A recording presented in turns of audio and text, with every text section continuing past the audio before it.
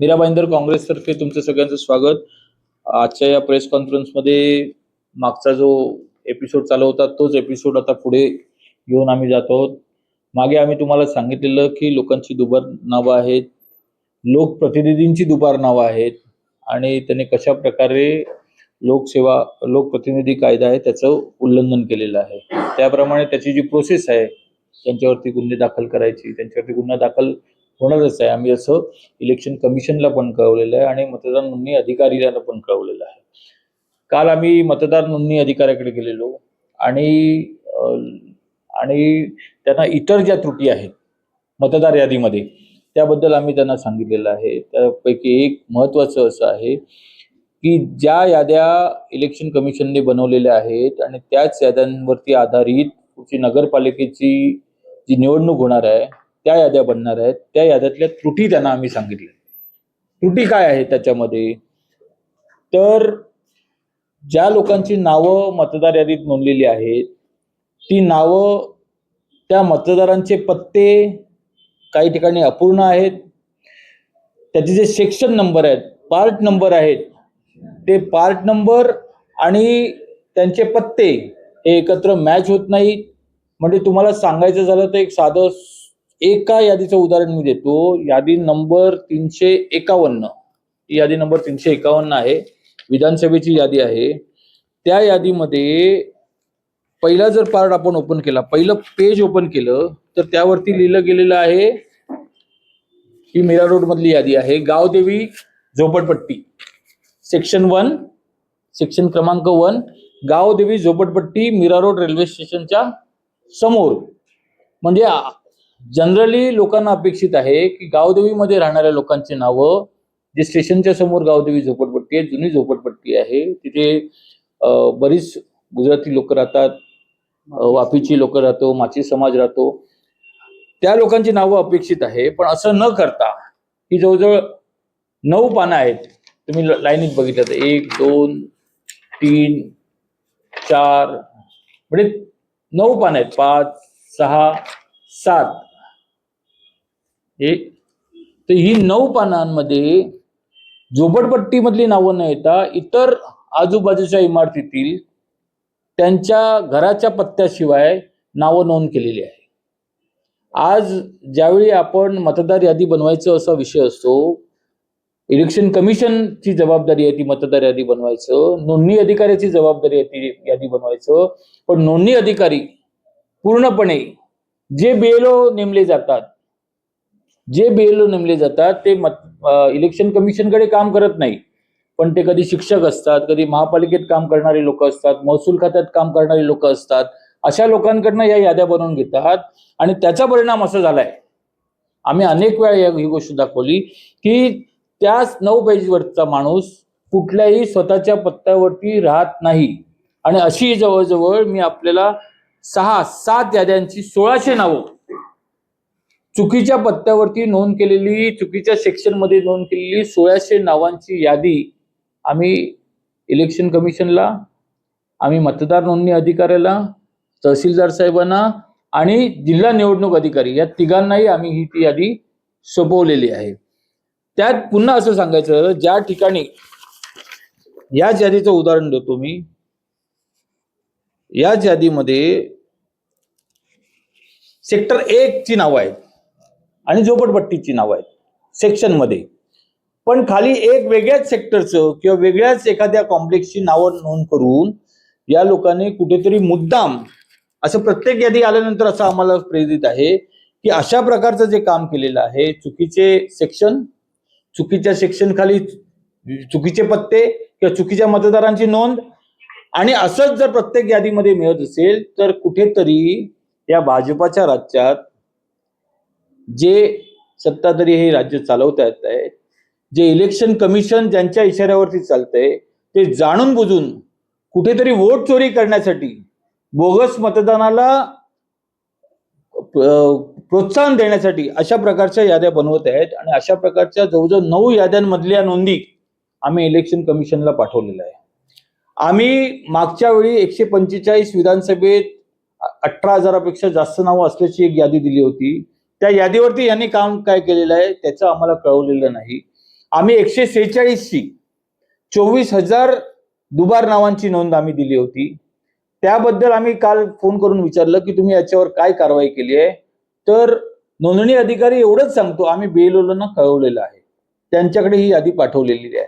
पण ते बीएलओ ज्याने या याद्या बनवल्या आहेत, ज्याने या दुबार नोंदी घेतलेल्या आहेत, ज्यांनी चुकीच्या ऍड्रेसवरती लोकांची नावं टाकली, चुकीच्या सेक्शनमध्ये नावं नोंद केलेली आहेत, त्याच्यामुळे जो बेस होतोय त्याच लोकांना परत त्या याद्या दिल्या जात आहेत. आणि 30 लोक ते दुबार नावं पण कमी करायचे आहेत, चुकीच्या पत्त्यावरती जी नावं टाकलेली आहेत त्यांना पण चेंज करून घ्यायचे आहेत. मला असं वाटतं कुठेतरी एवढं सगळं इलेक्शन कमिशन तर्फे जे चुकीचं काम झालेलं आहे ते त्यांच्या समोर आणून दिल्यानंतर सुद्धा अजूनही नोंदणी अधिकारी, मग दोन्ही 145 आणि 146चे डॉक्टर आशिष बिरादर आणि प्रदीप मुकणे जे 145चे नोंदणी अधिकारी आहेत, दोघेही यामध्ये कुठेतरी अकार्यक्षम असल्याचे दिसत आहेत. ज्या बीएलओना काम दिलं जाते त्यांचा हा गलतानपणा असल्याचं दिसतंय आणि बीएलओना जे सुपरवाइज करतायत त्यांची सगळी कुठेतरी ही चूक आहे. आणि याला सगळं इलेक्शन कमिशन जबाबदार आहे, सत्ताधारी जबाबदार आहेत. भाजपाच्या राज्यात अशा प्रकारे वोट चोरी होते हे आम्ही अनेक वेळा सांगत आलो आणि अशाच प्रकारची यापूर्वी सांगितलेली जी वोट चोरी होती तशीच वोट चोरी आता आणखीन एक लोकप्रतिनिधींच्या बाबत तुम्हाला दीपक बागरी आज सांगतील. दीपक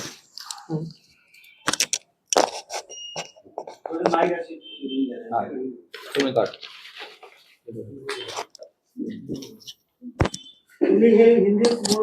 हा बोलून द्या.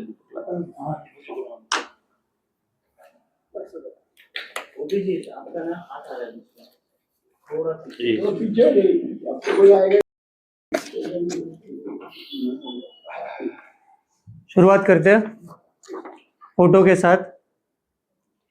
ये है भाजपा के नगर सेवक मदन सिंह जी। अब विशेषता बात यह है कि पिछली बार की प्रेस कॉन्फ्रेंस में हमने आपको बताया था कि हमारे यहाँ के माजी सभापति, उनका नाम, उनके परिवार का नाम, अनिल वीरानी जी की बात कर रहा हूँ मैं, उनके और उनके पूरे परिवार का नाम 145 में भी था और गुजरात की सूरत और भावनगर की विधानसभा में भी था। आज मैं आपको उत्तर प्रदेश का एक उदाहरण देना चाहूँगा। ये है नगर सेवक मदन सिंह जी। इनका नाम आप अगर ढूंढेंगे तो इनका नाम इन्होंने एफिडेविट के अंदर जो दिया था, अब वो एफिडेविट के अंदर जो इनका नाम था वो 145 के अंदर मेंशन था, लेकिन उसके साथ साथ उनका नाम 146 के अंदर भी मेंशन्ड है। इतना ही नहीं, उत्तर प्रदेश के जौनपुर पार्लियामेंट्री कॉन्स्टिट्यूएंसी के अंदर उनका नाम जाफराबाद पार्लियामेंट्री कॉन्स्टिट्यूएंसी के अंदर भी रजिस्टर्ड है। सिर्फ उन्हीं का नाम नहीं, सिर्फ मदन सिंह जी, मदन उदित नारायण सिंह जी का नाम नहीं, साथ ही में उनकी धर्मपत्नी रीटा मदन सिंह जी, उनका भी नाम वहां पर रजिस्टर्ड है। ये उनका जाफराबाद का, ये उनका 145 का, ये उनका 146 ओवला माझीवाड़ा का। अब मजे की बात यह है कि जब हम जाफराबाद पहुंच ही गए थे तो सोचा थोड़ा सा और एक्सप्लोर करते हैं। तो जब हम जाफराबाद को एक्सप्लोर कर रहे थे तो हमारे ध्यान में आया कि वहां पर से 2024 के लोकसभा के उम्मीदवार कृपा शंकर सिंह जी थे। कृपा शंकर जी के एक और करीबी हमारे मीरा भाईंदर के भगवाधारी, आपको उनका फोटो दिखाऊंगा तो आप भली भांति पहचान जाएंगे उनको। यह उनका एक फोटो है नरेंद्र मोदी जी के साथ, नाम है शैलेश लालजी पांडे। ये उनका एक और फोटो, ये उनका दूसरा रूप, और अब तीसरा रूप में उनका आपको बताता हूं। इनका नाम भी मीरा भाईंदर कॉन्स्टिट्यूएंसी के अलावा इसी जाफराबाद की कॉन्स्टिट्यूएंसी के अंदर भी मौजूद है। अब ये देखिए 145 की कॉन्स्टिट्यूएंसी और ये दूसरी Jafrabad assembly constituency 371, parliamentary constituency मछली शहर, डिस्ट्रिक्ट जौनपुर, स्टेट उत्तर प्रदेश। पिछली बार गुजरात था, इस बार उत्तर प्रदेश। तो ये है भाजपाइयों की असलियत। ये लोग जहां पर चुनाव होता है, ये लोग वहां पर अपना मतदाता यादी के अंदर नाम डलवाते हैं, और उसके बाद में जब दूसरे राज्य में चुनाव होता है तो वहां पर उनका नाम वापस से डलवाया जाता है और वहां पर भी जाकर ये लोग मतदान करते हैं। ये है एक क्रिमिनल मोडस ऑपरेंडा जो इस शहर के अंदर भी चल रहा है, जो राज्य के अंदर भी चल रहा है और पूरे देश के अंदर चल रहा है। हम लोगों ने कुछ दिन पहले राहुल गांधी जी की प्रेस कॉन्फ्रेंस देखी थी, उसके अंदर उन्होंने उत्तर प्रदेश के ही काउंसिलर का हरियाणा के अंदर का भी नाम दिखाया था। हमने कुछ दिन पहले अनिल वीरानी जी का गुजरात के अंदर के नाम दिखाए थे। आज हम भाजपा के एक और माजी नगर सेवक, माजी सभापति, उनका नाम उत्तर प्रदेश की विधानसभा में भी दिखा रहे हैं। अब इससे ज्यादा उदाहरण और क्या देंगे हम लोग? वोट चोरी के अंदर हम लोग ने, ये हमारी 6वीं प्रेस कॉन्फ्रेंस होगी मेरे हिसाब से। हर प्रेस कॉन्फ्रेंस के अंदर हम लोगों ने अलग अलग पदाधिकारियों के नाम बताए, अलग अलग नगर सेवकों के नाम बताए, अलग अलग पदाधिकारियों के परिवार वालों के भी नाम बताए। रविकांत उपाध्याय, संजय थेराडे, उसके बाद में डिंपल विनोद मेहता जी, संतोष गुप्ता जी, फिर हम लोगों ने मेहुल जाला, अनिल वीरानी जी, आज मदन सिंह जी और शैलेश लाल जी पांडे। अब भी अगर किसी को डाउट हो कि शहर के अंदर या इस देश के अंदर वोट चोरी नहीं हो रही है तो वो सच में अंधभक्त है। आपको क्या लगता है खाली भाजपा के लोगों का ही नाम है या और भी कई लोगों के होंगे? मैडम, मैं अभी आपको सिर्फ कुछ उदाहरण ही दिया है मैंने। नहीं, लेकिन आप जब भी दिखाते हैं तो केवल भाजपाइयों को ही दिखाते, बनसे शिवसेना या कांग्रेस के भी कई ऐसे लोग होंगे जिनका 2 यादियों में नाम होगा। मैडम, आप उसके पीछे भी कोई तफ्तीश कर रहे हैं या ढूंढ रहे हैं? मैडम मैं सबकी तफ्तीश कर रहा हूँ, आपके खुलासे मिलेंगे जिनके भी। मैं आपको, मेरी बात कंप्लीट होने दीजिए दीपाली जी। सिर्फ बीजेपी वालों के ही नाम थे। हाँ, मतलब आपके टारगेट पे सिर्फ बीजेपी है, आपके टारगेट पे और वो कोई नहीं है जिनके नाम डबल आते हैं। मैडम टारगेट नहीं है वोट चोरी ऑब्वियसली मैडम, है ना। मैं आपको टारगेटेड लोगों के नाम नहीं बता रहा हूँ। मैं शहर के अंदर जो जनप्रतिनिधि है, जिनके ऊपर जिम्मेदारी बनती है इस शहर को चलाने की, मैं उन लोगों के नाम आपको बता रहा हूँ। तो उनमें और कोई नहीं है? मतलब और मैडम मैंने अभी तक ये नहीं कहा कि मेरे पास सारे जो इंस्टेंसेस थे या सारे एग्जांपल्स थे वो खत्म हो गए, ना ये आखिरी प्रेस कॉन्फ्रेंस है वोट चोरी के ऊपर। आगे आगे आपको और भी अच्छे अच्छे उदाहरण मिलेंगे, और भी ऐसे ऐसे नाम मिलेंगे जिनको देखकर आपको खुद को आश्चर्य होगा कि ये किस तरीके का गोरख धंधा चल रहा है। मैं बार बार आपको रिपीट करके बताना चाहूंगा कि ये एक क्रिमिनल कॉन्स्पिरेसी है, ये इनका मोडस ऑपरेंडा है, जिससे ये लोग फ्री एंड फेयर इलेक्शंस, जो इस देश के लोगों की, नागरिकों की एक बुनियादी अधिकार है, उसके साथ में छेड़छाड़ कर रहे हैं। मैंने पिछली बार भी प्रेस कॉन्फ्रेंस में कहा था कि कांग्रेस ने जितने सालों तक राज किया, इन लोगों ने उसमें से क्या सीखा कि जो लूप होल्स है, उन लूप होल्स का किस तरीके से क्रिमिनल मोडस ऑपरेंडे के तहत उसका गलत इस्तेमाल किया जा सके, ये उसका मैं उदाहरण दे रहा हूँ। कई लोगों के नाम बताए थे, जैसे प्रमोद जी की वाइफ का नाम था, प्रमोद जी का भी था, उसके बाद भी आपने प्रेस कॉन्फ्रेंस की। तो क्या ये प्रेस कॉन्फ्रेंस सिर्फ वोट चोरी और लोगों के नाम ही होता होगा या इस पे कोई एक्शन भी होगा? मैडम एक्शन की बात तो अभी थोड़ी देर पहले ही आपको हमारे जिलाध्यक्ष जी ने बताई कि हम लोग इनके खिलाफ क्रिमिनल जो इन्होंने कॉन्स्पिरेसी की है उसके तहत इनके ऊपर एफआईआर दर्ज करवाएंगे। ये गुनाह है, ये क्राइम है जो ये लोग कर रहे हैं। हम लोग उस क्राइम का आपको पुरावा दे रहे हैं। बेसिकली पहले क्या होता था, कांग्रेस के टाइम में मैंने देखा था कि लोग इन्वेस्टिगेटिव जर्नलिज्म करते थे, पत्रकार खुद प्रूफ लेकर आते थे और प्रेस कॉन्फ्रेंस करते थे और सत्ताधारियों से सवाल पूछते थे। आज ऐसा माहौल हो रखा है पूरे देश के अंदर ही कि हम लोगों को पॉलिटिक्स के साथ साथ इन्वेस्टिगेटिव जर्नलिज्म भी करनी पड़ रही है। इससे कांग्रेस भी सत्ता में थी।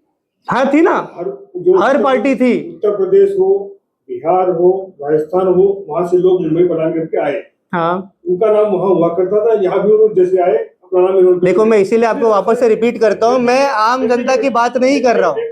हाँ, तो वो वो यहाँ आए, उनका नाम वहाँ हुआ करता था, यहाँ भी वो अपना अपना रजिस्टर करा देते थे। वो जब वो जैसे कांग्रेस के लिए भी आज जो आप बता रहे हैं तो इसके ऊपर क्या नहीं, कांग्रेस के लिए फायदा ठीक है।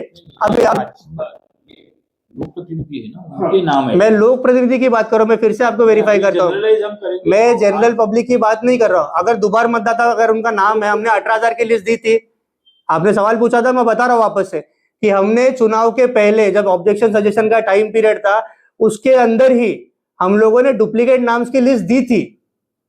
अब इलेक्शन कमीशन ने उसे रेक्टिफाई नहीं किया। आप एक ही बार में सबके नाम क्यों नहीं बता रहे? हर हफ्ते खुलासे करके क्या इलेक्शन कमीशन का काम है मैडम, वो इलेक्शन कमीशन का काम है सब ढूंढने का। कुछ समय पहले इलेक्शन कमीशन का काम है, हम तो उनको मदद कर रहे हैं, लेकिन मदद करने के बाद भी वो कर नहीं रहे। उनके ऊपर किसी का प्रेशर है, वो चाहते हैं कि दोबारा नाम भी उधर ही रहे, गलत एड्रेस पे भी नाम उधर ही रहे, फोटो बगैर जो नाम है वो भी रहे, एक्सी वाईजे जो भी उनका आईडी इपिक नंबर नहीं रहेगा तो भी लोग वोट करे।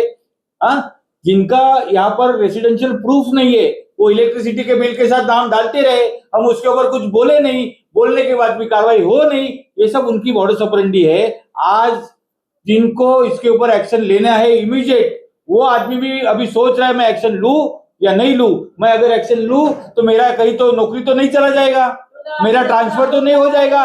ऐसे डर में ये जो ऑफिसर्स है वो रह रहे। तो हम इलेक्शन कमीशन को मदद करना चाहते। हमने इलेक्शन कमीशन की जो खामियां थी वो उनको दिखाई है, उसके ऊपर उन्होंने कार्रवाई करनी चाहिए। अभी मैं ऐसा सोचता हूँ, आप सभी सम्माननीय पत्रकार बंधु, हमारे आपके सामने हमने 6-7 बार प्रेस लेके हमने बातें रखी।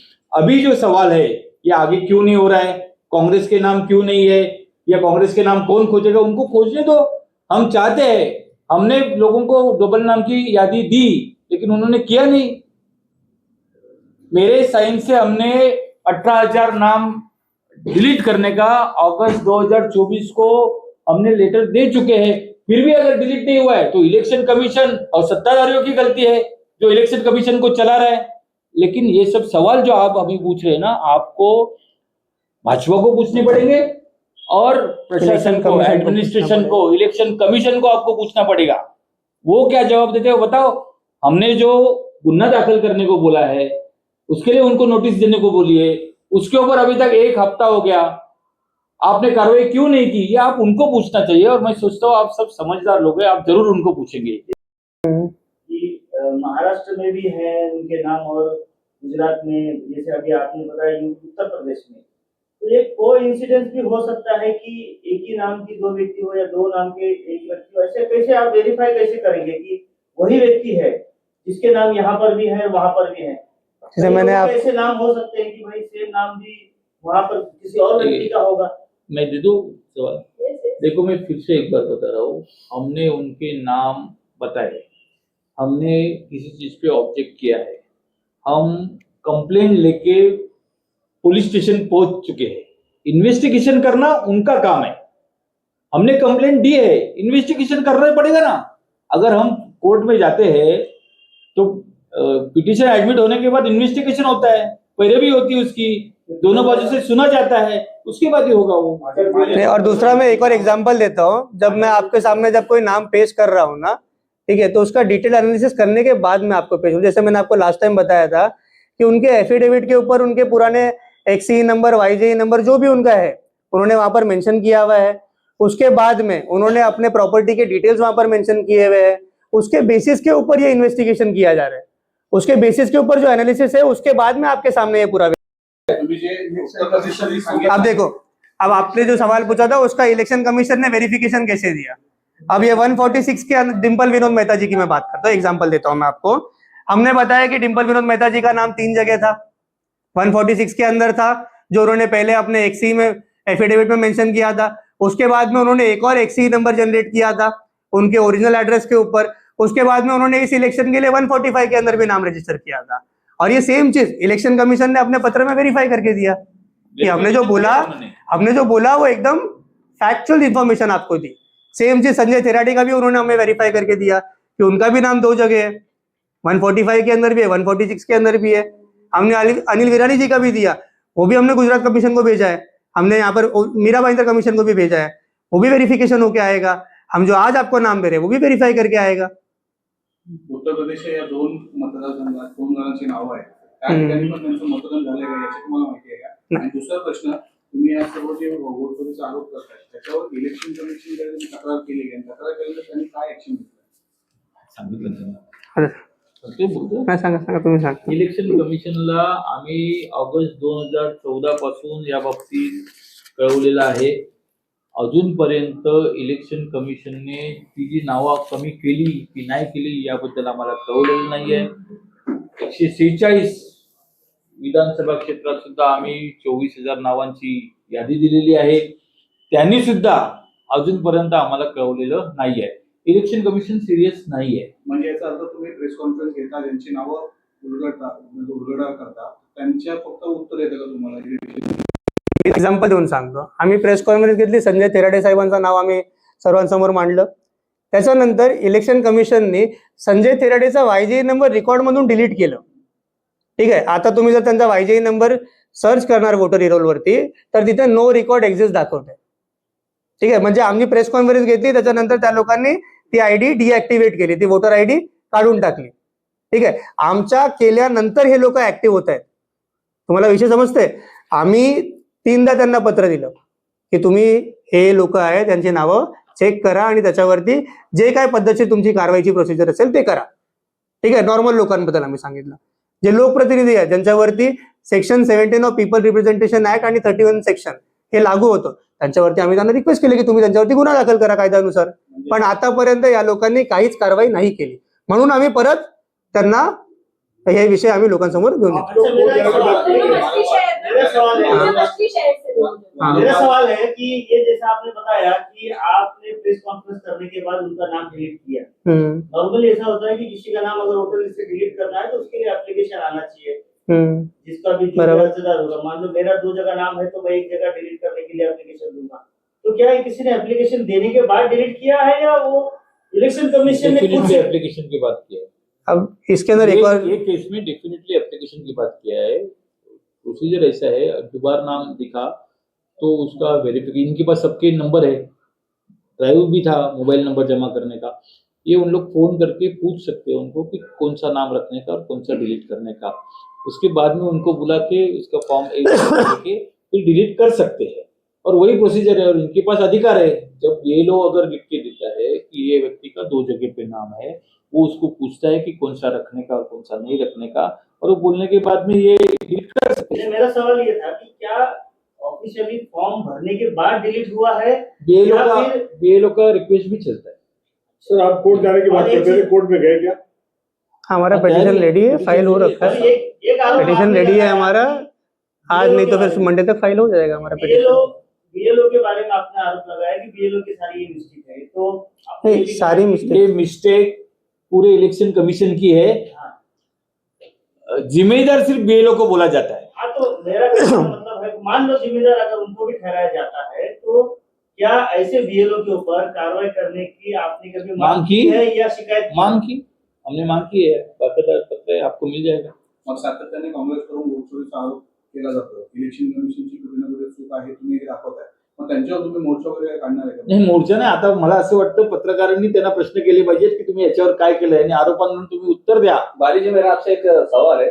7-Eleven कंपनी के जो डायरेक्टर है संजय सकाराम सुरवे, आपने उनका भी नाम लिया था पहले आगे, तो आपने बताया था उसका 2 जगह नाम आया है, तो आज उनका नाम क्यों नहीं आ रहा है? आहे ना, मतलब आधा अधूरी आपको खबर थी? नहीं, कहाँ नाम नहीं, मतलब मैंने अगर नाम मिस कर दिया रहेगा तो मैं ले लेता हूँ वापस, मुझे कोई प्रॉब्लम नहीं है. अब मैं बताता हूँ आपको, अब मैं आपको, अच्छा आपने याद दिलाया, मैंने कहीं पढ़ा था कि उन्होंने कमेंट किया था कि उनका नाम नर्मदा नगर के अंदर है ही नहीं, शायद से ऐसा उन्होंने, उनका स्टेटमेंट था, कहीं उन्होंने कमेंट किया था. तो इससे एक और चीज मालूम पड़ी मुझे कि जिस तरीके से रविकांत उपाध्याय ने उपाध्याय सरनेम ढूंढ के भाईंदर वेस्ट के अंदर उपाध्याय नाम के बाजू में अपना नाम एनरोल कराया था, शायद उन्होंने भी वही किया था, क्योंकि इनका नाम और फोटो तो वहां पर यादी के अंदर है. फोटो में जब यादी मैंने आपको दिखाई थी तो उसके अंदर उनका नाम और फोटो बाकायदा वहां पर था, 145 के अंदर भी और 146 के अंदर भी था. तो अगर ये मॉडस ऑपरेंडा वो लोग खुद ही बता रहे हैं ना कि सरनेम सेम था, इसलिए वहां पर शायद उनका नाम ऐड करवा दिया होगा. आपको चीज की जानकारी नहीं होगी. जो संजय सकाराम सुरवे है वैसे 2 आदमी है मीरा भाईंदर में. आपने उस चीज की जांच पड़ताल की? 3 है और वो जो संजय तीन है। सखाराम सुर्वे है, हाँ। उसके पिताजी का आज तक कोई फ्लैट यहाँ पर नहीं है क्या? नहीं, मैं वही तो बता रहा हूँ आपको। अब मैं वही घर नहीं है लेकिन नाम है। मैं वही तो बता रहा हूँ आपको। जैसे उपाध्याय जी का वहां पर, जब पर मैं वैंदर वेस्ट के अंदर इंक्वायरी करने गया था, तो वहां पर उपाध्याय नाम की एक फैमिली वहां पर रह रही थी, ठीक है। उस फैमिली के नाम के बाजू में उपाध्याय का नाम था। सेम सिमिलरली यहाँ पर भी उन्होंने वही मोटस ऑपरेंडी यूज किया होगा। अब ये वेरीफाई करना इलेक्शन कमीशन का काम है ना। हमने उनको लेटर दिया इस मामले के अंदर कि इनका नाम 2 जगह दिख रहा है, इनका फोटो दिख रहा है वहां पर 2 जगह, तो आप वेरीफाई करके बताइए कि भाई ये है कि नहीं है, ठीक है। अब एक और, अब मैं इसको और थोड़ा सा क्लैरिफाई कर देता हूँ। मैंने इनका वापस से नाम आज क्यों नहीं लिया, क्योंकि ये पीपल्स ऑफ रिप्रेजेंटेशन एक्ट के अंदर ये नहीं आते, ठीक है। तो इसको अपन कंसिडर कर भी सकते हैं एक बार कि हाँ ठीक है, एक नॉर्मल सामान्य व्यक्ति है जिसका 2 जगह नाम आया होगा।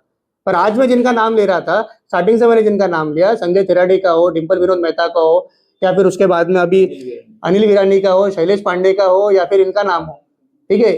ये सब जिम्मेदार व्यक्ति है जो इस शहर का नेतृत्व कर रहे हैं, ठीक है। तो अगर इनका नाम अगर मल्टीपल प्लेसेस पे पाया जाता है, तो ये तो इनकी भी तो जवाबदारी बनती है कि नहीं कुछ, कि आपका नाम एक जगह आने के साथ साथ 2-2, 3-3 जगह आउटर स्टेट के बाहर भी नाम आपका रजिस्टर्ड है। अब अगर मेरा नाम कहीं पर अगर 3 जगह होगा ना, तो मुझे चिंता होगी कि मेरा नाम क्यों आ गया 3 जगह। मैं उसको वेरीफाई करूंगा, मैं पड़ताल नहीं करूंगा कि भाई मेरा नाम आया कैसे वहां पर। आज तक इन लोगों ने इस बात का जवाब ही नहीं दिया कि इनका नाम पहुंचा कैसे।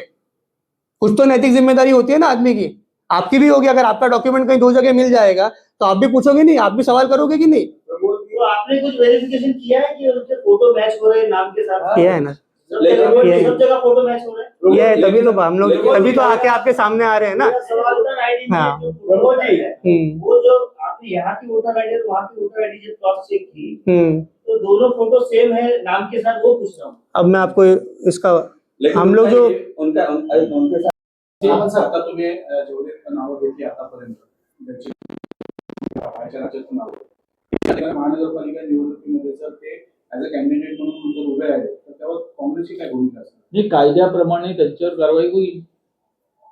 आजही आमचं पिटिशन तयार आहे, निवडणूक आयोग अजून त्याच्यावर काही कारवाई अजूनपर्यंत केलेली नाहीये.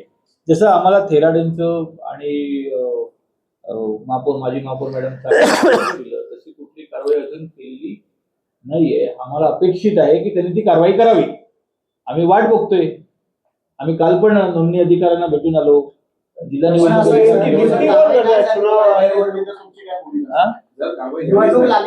तुम्हाला कळेल ते आम्ही तुम्हाला सांगू आमची कार्य काय असणार. चुनाव चुनाव आयोगचे